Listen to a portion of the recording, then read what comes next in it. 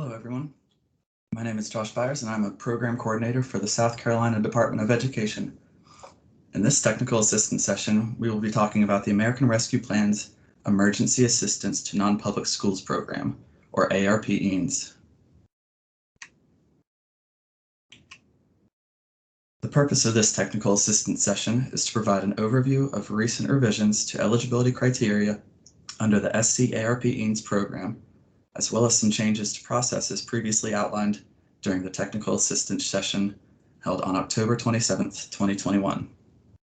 If you have not watched this TA session, we ask that you please do so, as it discusses the program requirements in much more detail. It can be found on the SC-ARP-EANS website under the ARP-EANS Application and Materials section. The goal of this session is to provide interested parties with an understanding of the SC-ARP-EANS revised eligibility and the processes that the SCDE will use to administer these funds. As a little background on these revisions, in review of the initial applications received, it was determined that the original low-income enrollment requirement of 40% would not aid a fair representation of low-income students enrolled in South Carolina non-public schools. Governor Henry McMaster submitted an amended application on January 14th, 2022, indicating a revised low-income enrollment threshold of 20%. The U.S. Department of Education reviewed this request and approved the application on February 10th, 2022. Although the U.S. Department of Education has approved this revision, the deadline for funding to be obligated has not been extended. This results in a tight timeline for non-public schools to submit applications and for the South Carolina Department of Education to review and deny or approve applications. As previously mentioned, Governor Henry McMaster submitted an amended application on January 14th. On February 10th, the U.S. Department of Education approved this amendment. This TA session has been posted to our website as of February 18th, and an email has been distributed notifying schools of these changes. Also on February 18th, applications for the SC-ARP-EANS program have been made available online. Applications will close at 11:59 p.m. on March 6th. Any application received after this time will not be accepted. The South Carolina Department of Education will then review all applications and will notify schools of approval or denial by March 18th, 2022. Okay, so now we'll take a closer look at the eligibility criteria for this program. Most requirements previously noted in the October 27th webinar remain the same. The school must be a not-for-profit entity, must have been in existence prior to March 13th, 2020, and must be licensed, accredited, or otherwise approved to operate in accordance with state law.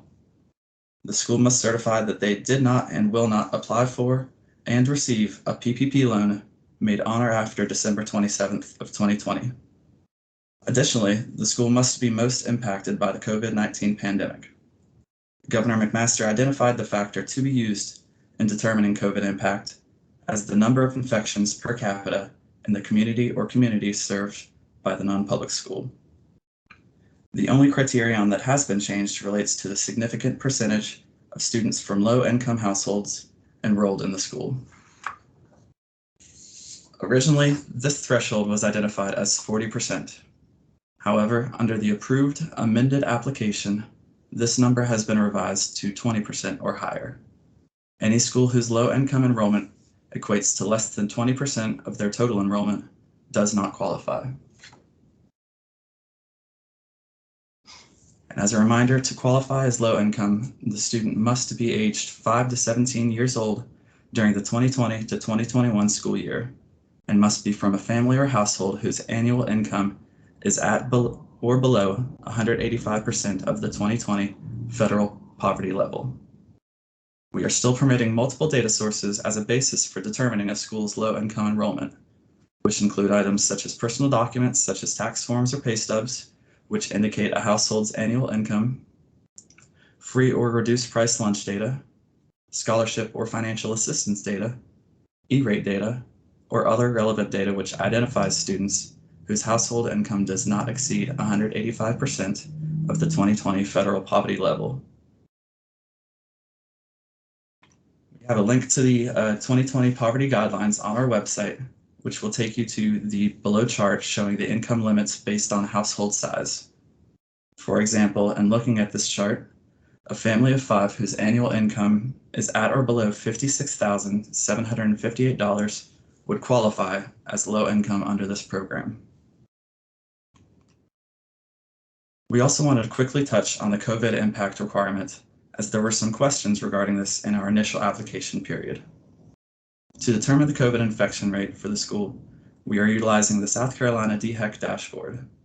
The school must identify the county or counties in which they serve, the proportion of students from these counties, and the COVID infection rate for each county.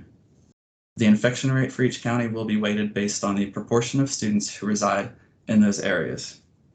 We are keeping the reporting date as October 15th, 2021, so as to keep consistent with applications that we've already received. A link to the South Carolina DHEC dashboard can be found on our website. Schools should open up this dashboard, select the Cases tab at the top, adjust the date range to October 15th of 2021, and then find their county or counties' infection rates. As an example, I will click on the link to bring us to the dashboard. Here's our basic screen, and if you select Cases at the top, we will update the time frame to October 15th. Allow the page to refresh. And now you can hover over your county or counties to determine the rate of COVID-19 cases. So for example, if we hover over Richland County here, we'll see that the rate of COVID-19 cases is 16,410 per 100,000 population. This indicates that Richland County has an infection rate of 16.41%. If you should have any questions in filling this information out, please feel free to reach out to us at sceans@ed.sc.gov, and we'll be happy to assist. Okay, so now we're going to touch on the procurement processes for SC-ARP EANS. I'll be going through these slides fairly quickly, so if you haven't seen it yet, please review the EANS 1 TA session from June 4th of 2021, found on our SC EANS webpage. This link will be provided at the end of our slides. In our previous ARP EANS TA session from October 27th, we stated that we would only be utilizing state contracted vendors in procuring materials and supplies. This is no longer the case. We are currently in discussion with a third-party vendor to contract their services for payment processing, claim submission, and so on. It will likely be a similar process as with EANS 1, but final details are still pending. We will notify schools who are approved under this program of the process once everything is finalized. In the meantime, we would like to remind everyone that reimbursements under ARP EANS are not permitted. Payments must be sent directly to a vendor. Additionally, since we are no longer utilizing only state contracted vendors, our procurement processes must be followed. Costs must be allowable, reasonable, and necessary, and be included in the school's final approval for assistance. If the total aggregate expense is $10,000 or less, only one quote must be submitted. If the total expense is over $10,000, then we do require 3 bona fide quotes from qualified sources of supply. If you cannot obtain 3 quotes, you must provide us proof that the request was advertised on your school website, or proof that 3 quotes were attempted. We will allow funding for the request of the lowest bid. And as a quick note, this will apply to all purchases other than those for Catapult Learning. And again, the same with EANS 1, the South Carolina Department of Education must retain ownership of any equipment purchased under ARP EANS. Equipment is defined as any single item whose total cost is $2,500 or more, or any technology device regardless of the cost. We will require our equipment tracker and transfer of ownership form to be completed and turned in before any purchase of equipment is approved. We do understand that serial numbers may not be available until the devices are delivered, but we ask that you complete everything to the best of your ability initially. Once the devices are received, You would then finish completing the tracker with the serial numbers and turn in the finalized version to us. Asset tags will be delivered shortly after, and the annual inventory must be completed for any such device.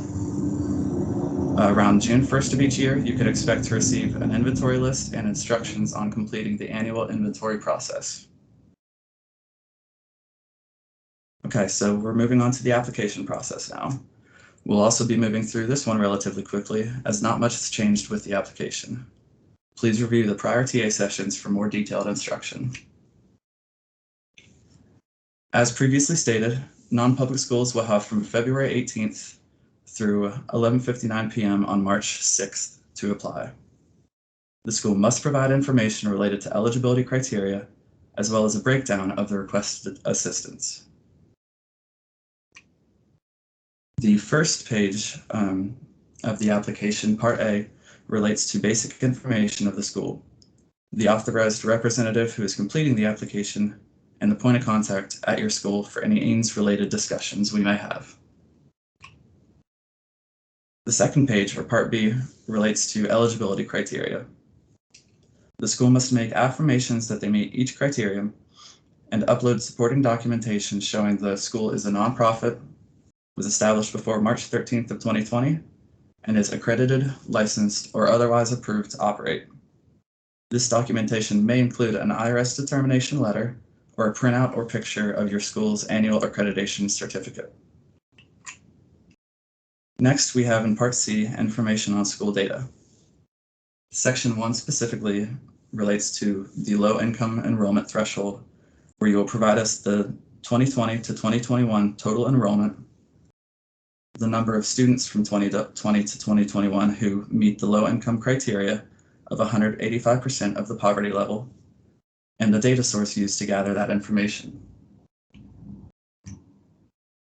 Section 2 relates to the COVID impact, where you will provide the county or counties served by your school, the percent of enrollment from each county, and the infection rate for each county as reported by the SCDHEC. Section 3 relates to the Paycheck Protection Program, where you will notify us of any PPP loans received prior to December 27th of 2020. This is a reminder that any PPP received on or after December 27th disqualifies the school from ARP EANS. Lastly, Section 4 is an affidavit stating that the above data provided is accurate.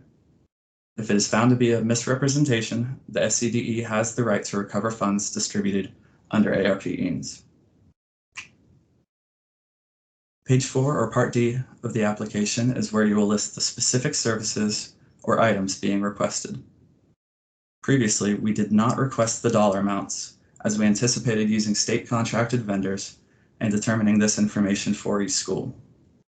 However, since schools may now utilize other vendors, we require your help in providing us with the total ask for each item or service. We have 6 boxes available, but if more required, you may upload an Excel document listing out the category, the description, and the dollar amount for each item.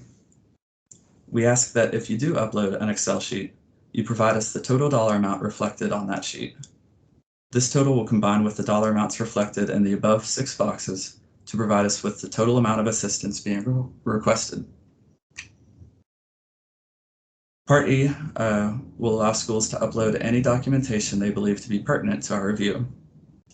This may include additional documents showing the school meets eligibility criteria, or quotes and/or proposals from vendors outlining the requested assistance. Quotes are not required, but may be helpful to us in determining the allowability, necessity, and reasonableness of a request. Lastly, Part F is the attestation and signature page for the application.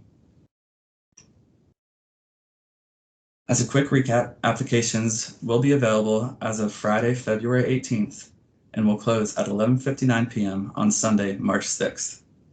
The SCDE will review all submitted applications and will notify schools of their denial or their conditional approval before March 18th. In the event that additional information is required, we will reach out to the authorized representative and the EANS point of contact that were listed on the application. Final approval will be provided shortly after all applications have been reviewed.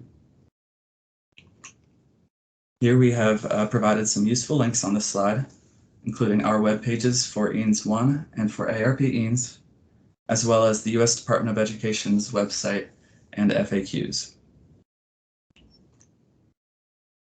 If you should have any questions, please email us at sceans@ed.sc.gov.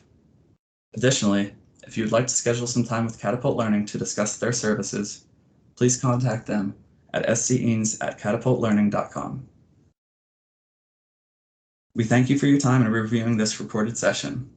We look forward to continuing to work together on this historic partnership and addressing the negative impact that this pandemic has had on our students. And again, if you should have any questions at all during this process, please do not hesitate to reach out to us. Thank you.